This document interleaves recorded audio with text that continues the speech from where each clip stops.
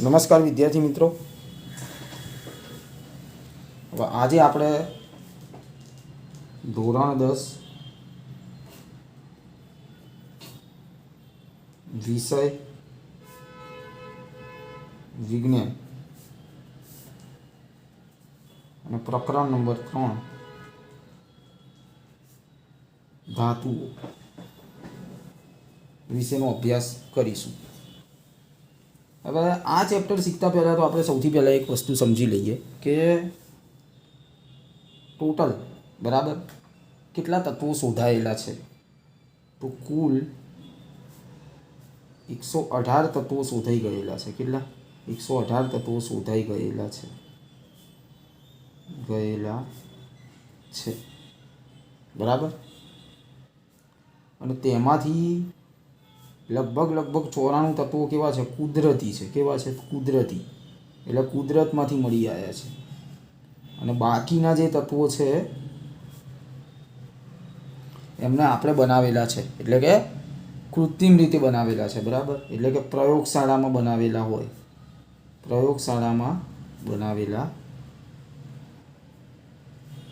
છે બરાબર।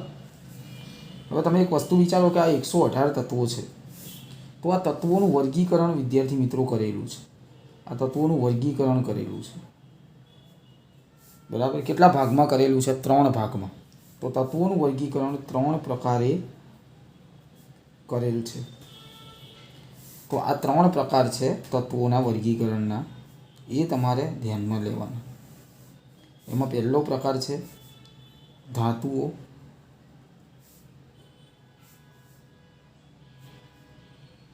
અધાતુઓ અને અર્ધધાતુઓ બરાબર। કેટલી થયા? 3 પ્રકાર: ધાતુઓ, અધાતુઓ અને અર્ધધાતુઓ। તો તત્વોનું વર્ગીકરણ કેટલા ભાગમાં કરેલું છે? 3 ભાગમાં। કેટલા ભાગમાં? 3 ભાગમાં। કઈ કઈ? ધાતુઓ, અધાતુઓ અને અર્ધધાતુઓ બરાબર છે। હવે વિદ્યાર્થી મિત્રો આપણે ધાતુઓ વિશે ભણવાનું છે જો આ ચેપ્ટરમાં, બરાબર છે। તો સૌથી પહેલી વસ્તુ એ કે ધાતુઓ એટલે કે એને મેટલ્સ કહેવાય। શું કહેવાય અંગ્રેજીમાં? મેટલ્સ બરાબર। તો વસ્તુ એ છે કે ધાતુના પહેલાં તો ગુણધર્મો આપણે યાદ રાખવા પડશે। તો ધાતુના વિદ્યાર્થી મિત્રો ભૌતિક ગુણધર્મો બરાબર। ભૌતિક ગુણધર્મોને શું કહેવાય? જુઓ, ભૌતિક ગુણધર્મોને ફિઝિકલ પ્રોપર્ટીઝ કહેવાય। ભૌતિક એટલે ફિઝિકલ અને ગુણધર્મો એટલે પ્રોપર્ટીઝ। તો ફિઝિકલ પ્રોપર્ટીઝ ઓફ મેટલ્સ, ધાતુઓ એટલે કે મેટલ્સ। તો ધાતુઓના ભૌતિક ગુણધર્મો આપણે જોવાના છે બરાબર। તો સૌથી પહેલો ગુણધર્મ છે કે ધાતુઓ જે હોય એ સામાન્ય રીતે ધેટ મીન્સ કે ઓરડાના તાપમાને, કેવા તાપમાને? ઓરડાના તાપમાને, ઓરડાના તાપમાને ધેટ મીન્સ કે રૂમ ટેમ્પરેચર હોય છે બરાબર। તો જે કોઈ એક આદર્શ રૂમ બરાબર, આદર્શ રૂમનો મતલબ શું છે કે એવો એક જગ્યા બરાબર કે જ્યાં બરાબર વધારે પડતું તાપમાન અથવા તો વધારે પડતી ઠંડીની અસર ના થતી હોય, એને કહેવાય ઓરડાનું તાપમાન બરાબર।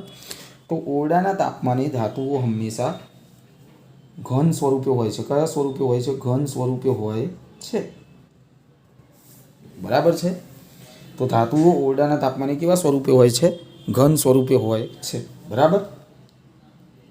એટલે કે મોસ્ટલી બરાબર, ઘણી બધી અત્યાર સુધી જેટલી પણ ધાતુઓ જોઈએ એટલી ઘન સ્વરૂપે હોય છે, પરંતુ એક જ માત્ર એવી ધાતુ છે કે જે પ્રવાહી સ્વરૂપે હોય છે બરાબર છે। તો એ ધાતુ કઈ? તો એ ધાતુ છે પારો। કઈ ધાતુ? પારો બરાબર છે। તો અપવાદ કહેવાય એને। શું કહેવાય? અપવાદ। હવે અપવાદ એટલે શું? બધાથી અલગ હોય। માની લો બધાથી જે વસ્તુ અલગ હોય એને શું કહીએ આપણે? અપવાદ કહીએ। શું કહીએ? અપવાદ કહીએ બરાબર। અપવાદ એટલે કે બધાથી અલગ બરાબર। તો જો, તો અપવાદ એટલે બધાથી અલગ। તો અપવાદ તરીકે આપણે શું લઈશું? પારો। શું લઈશું? પારો। પારાનું બીજું નામ શું આવે? મર્ક્યુરી। શું આવે? મર્ક્યુરી। પારાની સંજ્ઞા પણ યાદ રાખો, Hg શું આવે Hg બરાબર. અને પારા વિશે હું તમને થોડી બીજી માહિતી આપું કે પારાનો ઉપયોગ ક્યાં થાય? થર્મોમીટરમાં થાય બરાબર. પછી બ્લડ પ્રેશર માપવા માટેનું જે સાધન હોય બેરોમીટરમાં પણ એનો ઉપયોગ થાય છે બરાબર. એટલે કે એનો ઉપયોગ આપણે થર્મોમીટર અને બેરોમીટરમાં કરી શકીએ છીએ. કેમ? કારણ કે એ પ્રવાહી સ્વરૂપે હોય છે એટલા માટે બરાબર. તો ધાતુઓ સામાન્ય રીતે ઓરડાના તાપમાને ઘન સ્વરૂપે હોય છે. અપવાદરૂપ એક ધાતુ એવી છે કે જે પ્રવાહી સ્વરૂપે હોય છે. કઈ ધાતુ? પારો. તો તમને પ્રશ્ન પૂછાય બરાબર કે કઈ એવી ધાતુ છે કે જે ઓરડાના તાપમાને પ્રવાહી સ્વરૂપે હોય છે? તેનો જવાબ શું આવે? પારો બરાબર.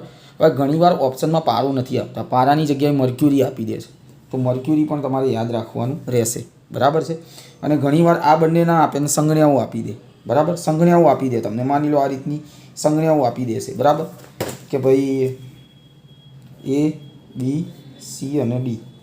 સોડિયમ છે, પોટેશિયમ છે, Hg છે, Na એટલે સોડિયમ, K એટલે પોટેશિયમ, Hg અને સિલ્વર Ag.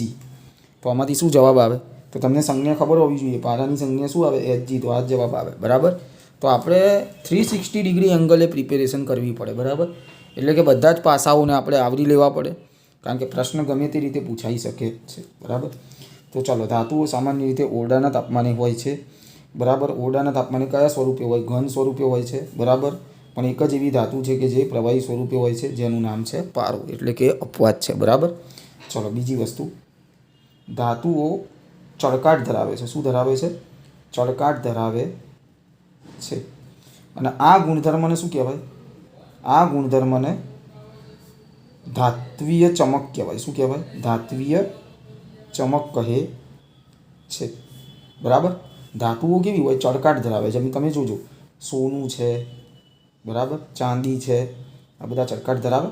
બીજી એક ધાતુ છે પ્લેટિનમ. આ બધી ધાતુઓ કેવી છે? કે જે ચળકાટ ધરાવે છે બરાબર. અને આ જે ગુણધર્મ છે એને શું કહેવાય? ધાત્વીય ચમક કહેવાય. શું કહેવાય?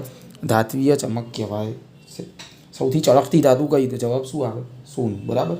ચલો એના પછી જોઈએ, ધાતુઓ તન્યતાનો ગુણધર્મ ધરાવે છે. એનો તન્યતા, ધાતુઓ તન્યતાનો ગુણધર્મ ધરાવે છે. તન્યતાનો ગુણધર્મ ધરાવે છે. તન્યતા એટલે શું? આનું બીજું નામ તમને કહું, તણાવપણું. શું આવે? તણાવપણું. તો ધાતુઓ તણાવપણાનો ગુણધર્મ ધરાવે છે બરાબર. એટલે કે એનો મતલબ એ, હવે તમને તણાવપણું એટલે શું? એટલે કે એનો મતલબ એ થાય કે એને ખેંચીને તાર બનાવી શકાય છે. ખેંચીને એટલે કઈ રીતના? તો એના માટે પ્રોસેસ કરવી પડે બરાબર છે.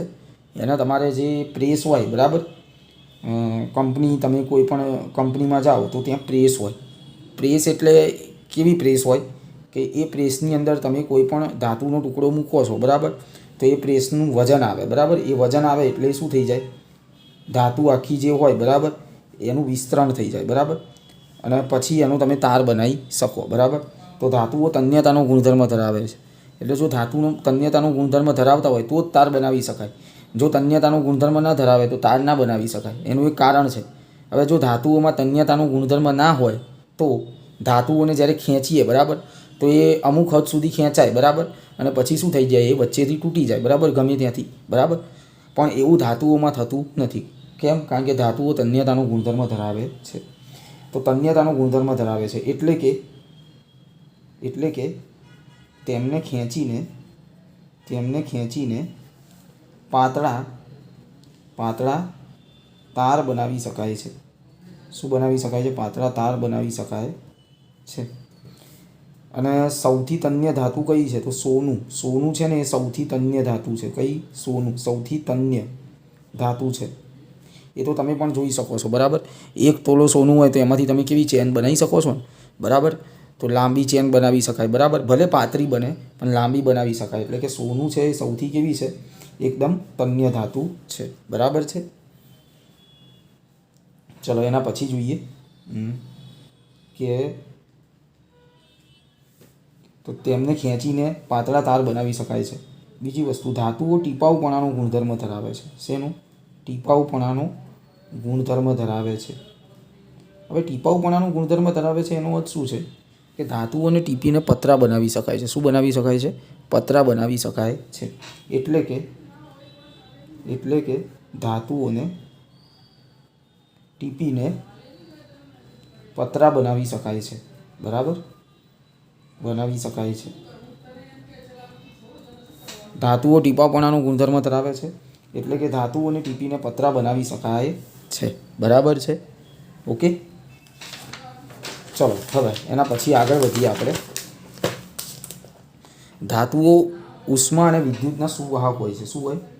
ધાતુઓ ઉષ્મા અને વિદ્યુતના સુવાહક હોય છે. એટલે એનો મતલબ શું થાય? સુવાહક એટલે શું? સુવાહક હોય છે. વિદ્યુતના સુવાહક એટલે શું? તો એવી વસ્તુ કે જેમાંથી વિદ્યુત એકદમ સહેલાઈથી પસાર થઈ જાય એનો સુવાહક કહેવાય, બરાબર છે. તો ધાતુઓ ઉષ્મા અને વિદ્યુતના સુવાહક હોય છે એટલે કે એમાંથી ઉષ્મા અને વિદ્યુત સહેલાઈથી પસાર થઈ જાય છે. જેમ કે તમે જુઓ, આપણે જે વાયર હોય છે, બરાબર, તો એ વાયર શેના બનાવેલા હોય? કોપરના. કોપર એટલે તાંબુ. તો તાંબાના તાર બનાવવામાં આવે છે, બરાબર, વાયર બનાવવામાં આવે છે. કેમ? તાંબાના જ બનાવવામાં આવે, કારણ કે તાંબુ છે ને એ સૌથી સુવાહક છે. શું છે? તાંબુ સૌથી સુવાહક છે એટલા માટે. એટલે કે વિદ્યુતનું વહન એમાંથી સહેલાઈથી થઈ જાય છે. એટલે કે એકદમ આરામથી વિદ્યુતનું વહન થઈ જાય એટલા માટે આપણે જે વાયર હોય છે, બરાબર, ઇલેક્ટ્રિક વાયર અથવા તો ઇલેક્ટ્રિક કેબલ, બરાબર, એ શેના બનાવેલા હોય છે? તાંબાના બનાવેલા હોય છે. તો ધાતુઓ ઉષ્મા અને વિદ્યુતના સુવાહક છે, બરાબર. ઉદાહરણ તરીકે શું આવે? કોપર. શું આવે? કોપર. કોપર એટલે તાંબુ કહેવાય, બરાબર. એનું સૌથી સુવાહક છે. કેવું છે? સૌથી સુવાહક. સૌથી સુવાહક ધાતુ કઈ છે? કોપર, બરાબર છે. ચલો એના પછી આપણે જોઈએ ધાતુઓના ગલનબિંદુ કેવા હોય છે? ઊંચા હોય છે. ઊંચા હોય છે. શું હોય? ઊંચા હોય છે. એનો મતલબ એ કે ધાતુઓ જલ્દી પીગળતી નથી, બરાબર. ધાતુઓ જલ્દી પીગળતી નથી એટલે કે એના ગલનબિંદુ કેવા હોય છે? ઊંચા હોય છે, બરાબર છે. ઓકે, ઘણી બધી એવી ધાતુઓ છે કે જે જલ્દી પીગળે નહીં, બરાબર. અપવાદ છે, પણ એમાં અપવાદમાં શું છે? અપવાદ એવો છે કે એક મર્ક્યુરી ધાતુ એવી છે કે જે જલ્દી પીગળી જાય, બરાબર છે. મર્ક્યુરી એટલે કે પારો, બરાબર છે. ઓકે,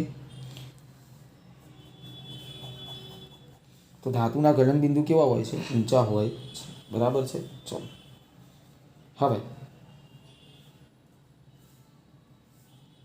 તો ધાતુઓના ગુણધર્મમાં તમારે આટલી વસ્તુ ધ્યાનમાં લેવાની, બરાબર છે. ચલો હવે આવે છે અધાતુના ગુણધર્મો. બીજી એક વસ્તુ, ધાતુઓ સખત હોય. કેવી હોય? ધાતુઓ કેવી હોય? સખત હોય છે. સખત હોય છે. હવે અધાતુના ગુણધર્મો જોઈએ.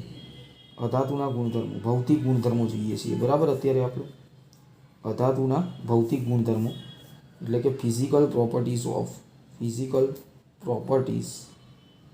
ઓફ અધાતુ એટલે એને નોન મેટલ્સ કહેવાય. શું કહેવાય? નોન મેટલ્સ, બરાબર. તો અધાતુના ભૌતિક ગુણધર્મો, બરાબર. ચલો, અધાતુ છે તો અધાતુઓ સામાન્ય રીતે એટલે કે ઓરડાના તાપમાને, બરાબર. તો અધાતુઓ ઓરડાના તાપમાને ઘન કે વાયુ સ્વરૂપે અસ્તિત્વ ધરાવે છે. કયા સ્વરૂપે? ઘન કે વાયુ સ્વરૂપે અસ્તિત્વ ધરાવે છે, બરાબર. પરંતુ એમાં એક અપવાદ છે. જુઓ, અપવાદ શું છે? એક અધાતુ એવી છે કે જે પ્રવાહી સ્વરૂપે અસ્તિત્વ ધરાવે છે. એ ધાતુનું નામ છે બ્રોમિન. કઈ ધાતુ છે? અધાતુ છે બ્રોમિન, સોરી, બરાબર. અધાતુ, કઈ અધાતુ એવી છે? બ્રોમિન, કે જે પ્રવાહી સ્વરૂપે અસ્તિત્વ ધરાવે છે. બ્રોમિનની સંજ્ઞા પણ યાદ રાખવાની, Br. કઈ સંજ્ઞા આવશે? Br, બરાબર છે. તો આ પણ યાદ રાખો. અધાતુઓ ચળકાટ ધરાવતા નથી. શું ધરાવતા નથી?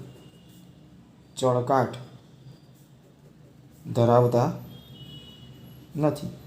એટલે કે અધાતુઓ ચળકાટ ના ધરાવે, બરાબર. એ પણ ખાસ ધ્યાન રાખો કે અધાતુઓ કોઈ ચળકાટ ના ધરાવે, બરાબર. ધાતુઓ ચળકાટ ધરાવે, અધાતુઓ ચળકાટ ધરાવતા નથી. ચલો એના પછી જોઈએ અધાતુઓ તણાવપણું કે ટીપાઉપણુંનો ગુણધર્મ ધરાવતા નથી.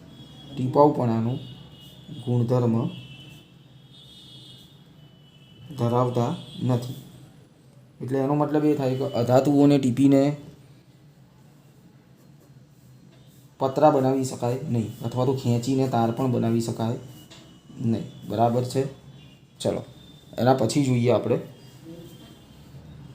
કે અધાતુઓ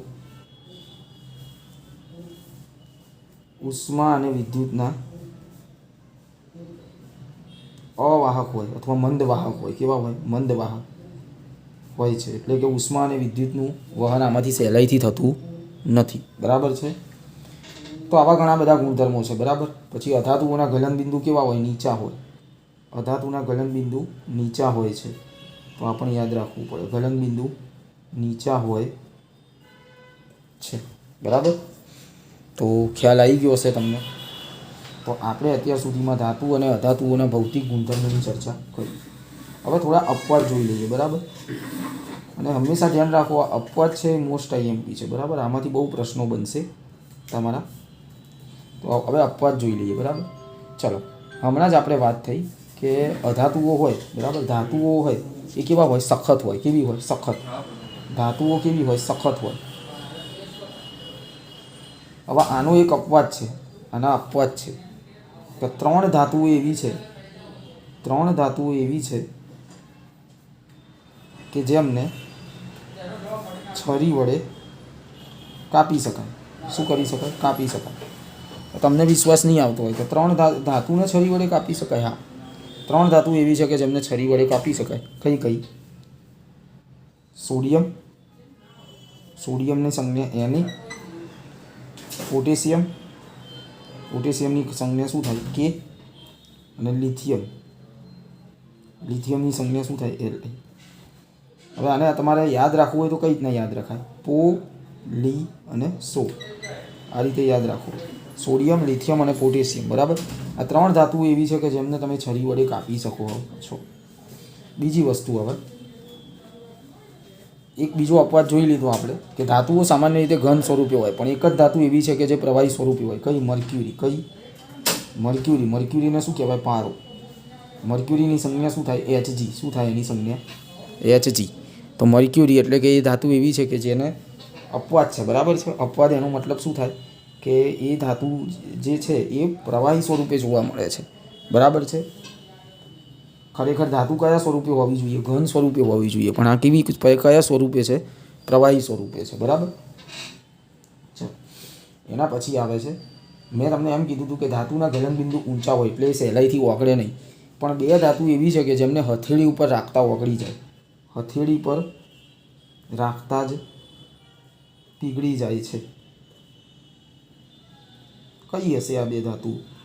ગેલિયમ અને સીઝિયમ. કઈ છે? ગેલિયમ અને સીઝિયમ. આ બે ધાતુ એવી છે કે જે હથેળી ઉપર રાખો અને પીગળી જાય. બરાબર છે. એટલે એ અપવાદ થયો. કારણ કે ધાતુઓ હંમેશા ધાતુના ગલનબિંદુ કેવા હોય? ઊંચા હોય. પણ આનું ગલનબિંદુ તો કેવું છે? નીચું છે. તો ગેલિયમ અને સીઝિયમ. બરાબર. આ હથેળી ઉપર રાખો અને પીગળી જાય છે. ચલો એના પછી જોઈએ ધાતુઓ. ધાતુઓ તમને ખ્યાલ છે કે ઉષ્મા અને વિદ્યુતના કેવા હોય? સુવાહક હોય. વિદ્યુતના સુવાહક હોય છે. પરંતુ એક ધાતુ, બે ધાતુ એવી છે કે જે અવાહક છે. કઈ કઈ? મંદવાહક છે. તો એ શું થયું? અપવાદ થયો. મંદવાહક. તો એ અપવાદમાં કઈ બે ધાતુઓ એવી છે? એક તો પારો અને બીજું સીસુ. બરાબર. આ બે ધાતુઓ એવી છે કે જે મંદવાહક છે. બરાબર. તો આ અપવાદ તમારે યાદ રાખવાના. અપવાદ જ પૂછાય છે. બરાબર. ચલો પછી અધાતુમાં જોઈએ આપણે. હવે તમને મેં વાત કરી કે અધાતુ હોય. બરાબર. તો અધાતુમાં એક અધાતુ છે કાર્બન. કાર્બન શું છે? અધાતુ. બરાબર. હવે જુઓ, કાર્બનના ત્રણ અપર રૂપો છે. શું છે? અપર રૂપો. અપર રૂપો એટલે એના સ્વરૂપો. શું છે? એના સ્વરૂપો. બરાબર. હવે અપર રૂપો કઈ રીતના બનતા હોય? તો અપર રૂપો, માની લો કોઈ કાર્બન છે તો કાર્બનની રાસાયણિક સંરચનામાં ફેરફાર થાય. બરાબર છે. એટલે એના અણુઓ અને પરમાણુની ગોઠવણી બદલાય તો અપર રૂપો બને. બરાબર. તો કાર્બનના 3 અપરૂપો છે, આ યાદ રાખશું, મોસ્ટ આઈએમપી. ગ્રેફાઇટ, હીરો અને ફુલરી. બરાબર, કેટલા અપરૂપ છે? 3. ગ્રેફાઇટ, હીરો અને ફુલરી.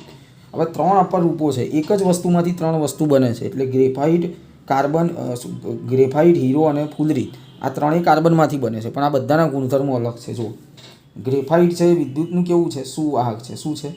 સુવાહક છે. હીરો છે એ કેવો છે? સૌથી સખત છે. શું છે? સૌથી સખત છે. બરાબર છે. અને ફુલરીન છે, તો ફુલરીન એટલે એક નેનો ટેકનોલોજી એટલે વિજ્ઞાનની જે અંદર એક શાખા છે, બરાબર, એની અંદર આ ફુલરીનનો ઉપયોગ થાય છે. બરાબર, ફુલરીનને બીજું બકીબોલ પણ કહેવાય. બરાબર, કાર્બન 60ના પરમાણુઓ હોય. બરાબર, આમાં C60. ચલો, તો હવે આપણે વિદ્યુતનું સુવાહક છે ગ્રેફાઇટ. હીરો સૌથી સખત. બરાબર, તો આ વસ્તુ યાદ રાખો. વિદ્યુતનું સૌથી સુવાહક શું છે? ગ્રેફાઇટ છે. સૌથી સખત તો હીરો. અને 3 અપરૂપો પૂછે તો ગ્રેફાઇટ, હીરો અને ફુલરી. બરાબર, તો આ પણ એક અપવાદ થયો ને કે કાર્બન એટલે અધાતુ છે, પરંતુ કાર્બનના 3 અપરૂપો છે, તો આ વિદ્યુતનું સુવાહક છે. ખરેખર આ ધાતુનો ગુણધર્મ કહેવાય. આ સૌથી સખત છે હીરો, એટલે એ પણ ધાતુનો ગુણધર્મ છે, પણ એ અધાતુમાં જોવા મળે છે. બરાબર છે. તો આવી બધી વસ્તુઓ હોય, બરાબર, એ થોડી ધ્યાનમાં લેવાની. બરાબર છે. ચલો, એક બીજી વસ્તુ જોઈ લઈએ. હમણાં જ આપણે વાત થઈ કે ભાઈ ધાતુઓ ચળકાટ ધરાવે છે, તો એક અધાતુ એવી છે એ ચળકાટ ધરાવે છે. કઈ છે? આયોડીન. કઈ? આયોડીન. તો આયોડીન પણ ચળકાટ ધરાવે છે. આયોડીન એક અધાતુ છે ભાઈ, અને આયોડીન છે એ આપણા પોષક તત્વ, બરાબર, આપણા શરીરના જે અંદર પોષક તત્વો હોય એમાં પણ બહુ અગત્યનું છે. આયોડીન શેમાંથી મળે? મીઠામાંથી મળે. બરાબર, અને આયોડીનના ઉણપથી કયો રોગ થાય? ગોઈટર. કયો રોગ થાય? ગોઈટર. ગોઈટર નામનો રોગ થાય. બરાબર, આયોડીનની ઉણપથી. બરાબર છે. તો આયોડીન ચળકાટ ધરાવે છે, એ ખરેખર અપવાદ થઈ ગયો. આયોડીન અધાતુ છે છતાં પણ શું ધરાવે છે? ચળકાટ ધરાવે છે. બરાબર છે. તો આવી અલગ અલગ અપવાદો આપણે જોઈ લીધા. બરાબર છે. તો એ ખાસ વસ્તુ ધ્યાન રાખો. તો આજે આપણે વિદ્યાર્થી મિત્રો શું જોયું? ધાતુના ગુણધર્મો, અધાતુના ગુણધર્મો, બરાબર, અને ભૌતિક ગુણધર્મો બધાના આપણે આજે જોઈ લીધા, અને એના અપવાદ પણ જોઈ લીધા. આમાંથી બહુ બધા પ્રશ્નો નીકળશે. બરાબર છે. તો એ તમે ધ્યાનમાં લેજો. બરાબર, અને 1-2 વાર તમે તૈયારી કરી નાખશો એટલે આ આવડી જશે. બરાબર, આમાંથી શોર્ટ ક્વેશ્ચન જ વધારે બનશે. બરાબર છે. તો હવે વિદ્યાર્થી મિત્રો આજના લેક્ચરમાં આટલું જ, અને નવા વિડીયો લેક્ચરમાં આપણે ફરીથી મળીશું. બરાબર, ત્યાં સુધી થેન્ક યુ. જય હિન્દ.